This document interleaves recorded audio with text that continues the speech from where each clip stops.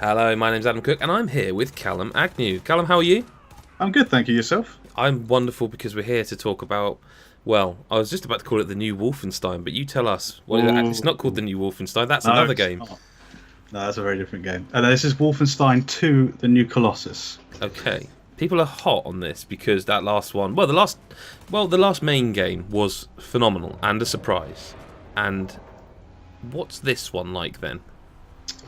Well, it's more the same, really. I mean, disparaging, but no, it's same sort of beats. Did you play the kind of standalone sequel? The Old Blood. No, That's it. The Old Blood. every time I've gone to play it, people have said, actually, it's not as good as the full sort of, boxed version. So, and I keep sort of being a bit gun shy on buying it. So, are you going to say this is like that then? Or?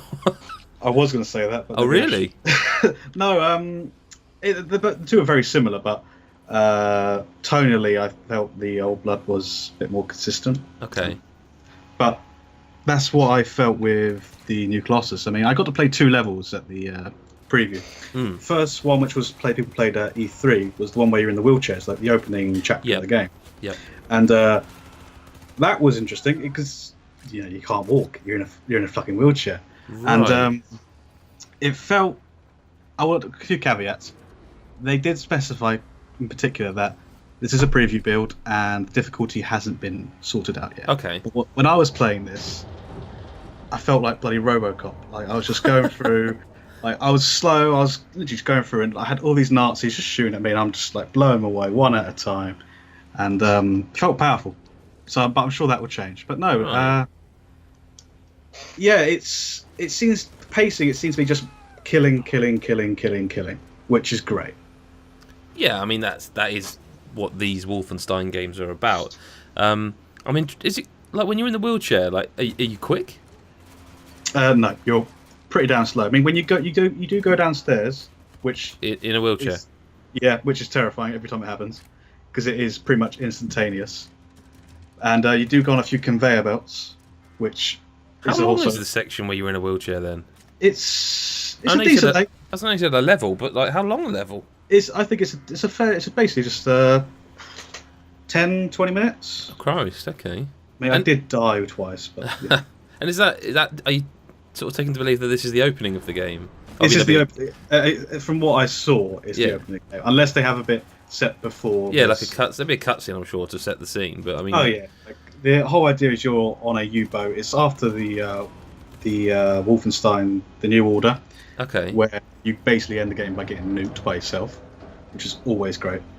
And so you wake up after 5 months in a coma on a U-boat, and you're under attack okay, by the Nazis. And it's literally is you wake up, you're pissing in a bag strapped to your leg. You can't walk. You're in a wheelchair. You're in a bathrobe, and you just got a submachine gun. You're just laying waste to Nazis. And okay. I think if that is what the game is, it's brilliant. Yeah, I mean, so cut to the other level you played then. I'm guessing, as is the sort of norm with preview events, that this was a level a bit later in the game. Yeah, they from what I could tell, it didn't seem even at the midway point. It seemed Okay. a couple, big 2 or 3 more levels in. Yeah. But you had, you're walking around, you're talking. Yep. You go to in the trailers, you see the American town that you go to, and you're in there. You can get to wander around. You see Nazis interact with members of the KKK. Yep. Wow. Really? Yeah, it's Shit. it's interesting. Yeah. They basically the German soldier was drilling into the fact that can you speak German, and it's quite interesting seeing the KKK being intimidated by a Nazi. Like that isn't something I thought I'd ever see, but there you go. Yeah. But yeah, it's filled with people talking, and I didn't spend too much time, but the world is there. The world has clearly been fleshed out, and you can go and listen to these things before you start shooting the Nazis, which is always fun. The only thing again, I haven't played it. You haven't, but you've only played this, the slice they offered.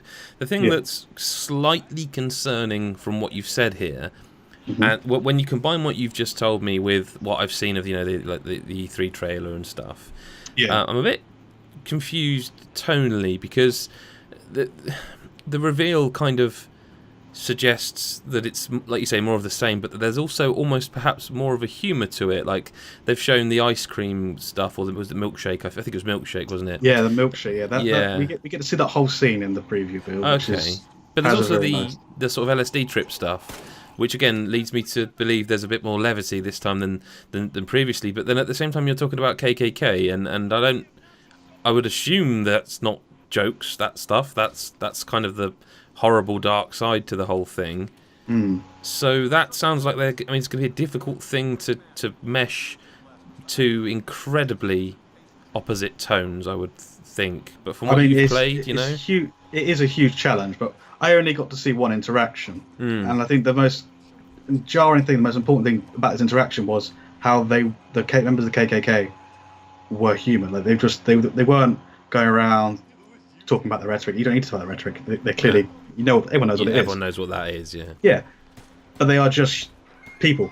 Yeah, and that's always been the scariest thing about Nazis, hasn't it? Yeah, that they are just people, and you don't see their faces because they got their hoods on.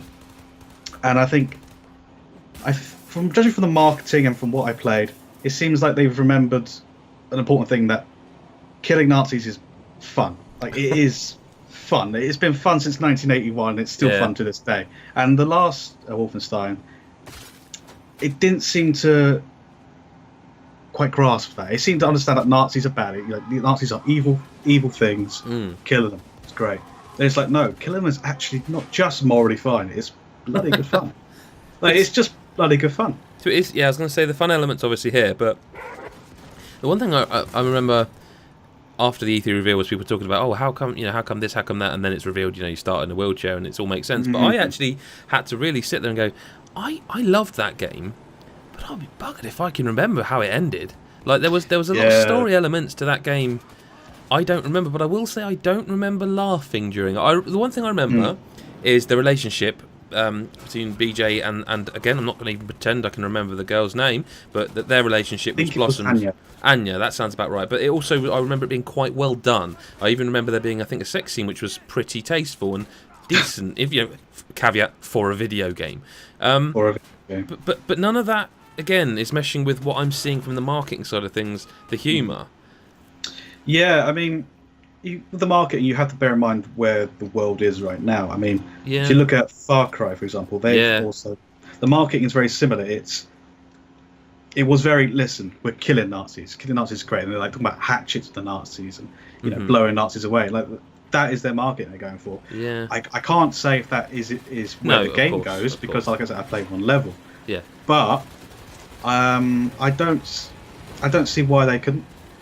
Like the Wolfenstein it can be done. Yeah, my main issue with the last Wolfenstein was like I said, I couldn't remember the story, like you just said. Like, yeah, I really couldn't remember the ending. Before I went, I had to literally just Google, like, how did? Oh yeah, I remember how it ended. I remember a choice at the beginning where you have to choose between two people. I remember there's some stuff on a train, and there's something to do with Death's Head somewhere, I think. Yeah, Death's Head. He's just this big bad that's always there, and it ends with you fighting him. And I remember the fight at the end because I didn't like it very much. No one liked that bit. No. And it ends with you just basically passed out and calling in a nuke of some kind onto yourself, or an airstrike. I have no memory of that, man. None at all. Yeah, like it literally just the last thing he says is something along the lines of "clear the fire," and then that's the end of the game. You don't even see the firing. So I had a quick look at. I remember I refreshed myself on the ending, and I went into the Wolfenstein II, like the new Colossus, wondering how the fuck did he survive that? Yeah. How did he survive that? And like I said earlier about you basically being RoboCop, it reaffirms that you're not. BJ Blazkowicz is not a normal person. He's the Nazi equivalent of Doom Guy. Okay, that's fine. I'm fine with that. Yeah, which is fine. I think you've got to remember this is from the same time. That's what it is. Yeah. And in the level that I played, from turning RoboCop, you turned basically into the Terminator. You were Arnold Schwarzenegger. You'll see in the footage that we got here, I spent the majority of the time running around with a shotgun in one hand and an assault rifle in the other, just blowing people away. That's fair enough. Yeah, it was great. And that's because, from what I see, you have the power armor. You have a power armor kind of thing that you see in... Yeah, have you seen little bits in the trailers? You can see one of the characters from the last game had a power up, and this game you get it. I mean, it's quite Okay. obvious. Yeah. You actually have an ability in the game called Power Slam, which, great title. Okay. But basically, it seems to be used more for traversing and getting through places. I didn't get any time with it in the game because there was no point to use Sure. it. It seems to be more used for getting through places than combat. Okay. And asked a few questions, and they didn't confirm or deny that you could upgrade it in some way, Right. capacity. They didn't say there'll be new powers or anything like that. I mean, we see in the trailer that you get a kind of bullet shield head, so that's obviously going to be a thing. I think like you end up like Adam Jensen by the end of the game. I wouldn't be surprised. I'm well up for more Wolfenstein, to be completely honest with you. Nothing you've said has deterred me from that. I'm wondering how Honestly, you feel, after you've played it now, a bit of it. If you like, I enjoyed the last two Wolfenstein games, and I enjoyed my time with this. I mean, like I said earlier, there's no sign of that laser gun, which I did not like. But Christ, I'd forgotten all about that as well until you mentioned yeah, you it. remember that? What, Oh, like you could cut things, the fences yeah, and stuff. I mean, Yep. it was a nice idea, but Yeah. it did kill the game quite Yep. a bit, in my opinion. But no, it's just good. You just go around, you're shooting Nazis. The dual wielding system, I think, was the main standout for me in my time in the game, because you can choose which weapon you like to use, and it's fairly intuitive design in that. You just hold a button and you move to the left hand, choose what you want, your left hand, right hand, or right hand. And so, like, you can quite easily just walk around with 2 submachine guns, 2 shotguns, 1 shotgun, 1 submachine gun, etc., etc.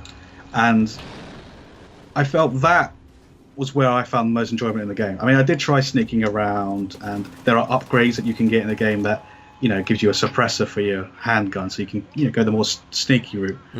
Or you can get upgrades to go more explosive or dual wielding, these sorts of things. I mean, that was in the last game, but in this one, it seems like they're allowing you to kind of specialize a little bit more from what I've seen. Okay. But another standout for me was the enemies. There was the enemy variety was good, to be How quite so? simple. You had 4 types of enemies in the game that I faced in this level. You had your normal soldier with varying different degrees of armor, taking very different degrees of damage. Yep. Which was the cannon fodder. Mm-hmm. Then you had, which you can see in the marketing and the videos now, you have a kind of, I want to say, ghost spectral assassin kind of Nazi that could literally blink around, teleport basically, short distances, and they are quite terrifying when they hit you from behind, because they can keep up with you. Like BJ Blazkowicz is a fast guy, but they can keep up with you, and they are incredibly terrifying. And then the other enemy, the big tank bastards. Yeah. Like they're not much. They're not much to look at, but they have this charge ability, which every time it happened, I literally jumped away. They just charge straight at it. It's a long distance, quick. You haven't really got time to react to it, and it just knocks you on your feet. And then you have a fight or flight moment, because you spend a lot of time getting knocked off your feet in this game, and you can shoot from that position or get up and run away. And that's new, isn't it? Yeah, that is new. I spent quite a lot of time blowing myself off my feet with a grenade launch. That's great. Yeah, it's good. But yeah, like this variety definitely kept me moving. It came less like me sitting behind a box shooting with a scoped assault rifle, and more me. It was more Doom-esque, if I'm completely honest with you. That's good to hear. Yeah. There's also the melee combat's changed slightly. It's also become a bit more Doom-esque, because you have a hatchet now. I played mouse and keyboard, so it was assigned to the middle mouse button. You just click it down, and it basically gives you your glory kill. Gotcha. But there was no. You could do it whenever on any enemy that I tried on. Okay. And the timing of it, it's a little cinematic. Lets you just hatchet a Nazi to death. And that allowed me to just charge through ranks quickly, now reposition more. And I think that might have been a missing element that I felt was in the last Wolfenstein. This allows me to get around more. It allows me to deal with these flanking ghost Nazis that are constantly from behind me, and this giant tank that's just charging at me. Like, positioning I find was a lot more important in what I played. Mm-hmm. So I'm looking forward to it. Like, honestly, I wanted to keep playing, but Yeah, no, that's just the way it goes, isn't it? Sometimes. Well, listen, you can read more of Callum's thoughts on GodIsAGeek.com. If you're watching this, the time we are allowed to discuss the game will have lifted, and you can read all you want. I'm sure you can also tweet him. Where can people find you? You can find me on Twitter at alwaysagnew. And you can ask questions. He might ask them. I don't know. It depends. Depends what mood you're in, I suppose, isn't it? Really, that's just me screaming about something on Twitter. That's usually how it goes. That's reason enough to follow you if you needed more. Thank you very much for your time, mate. Much appreciated. Thank you very much for being here. And we will catch you in the next video. Bye bye for now.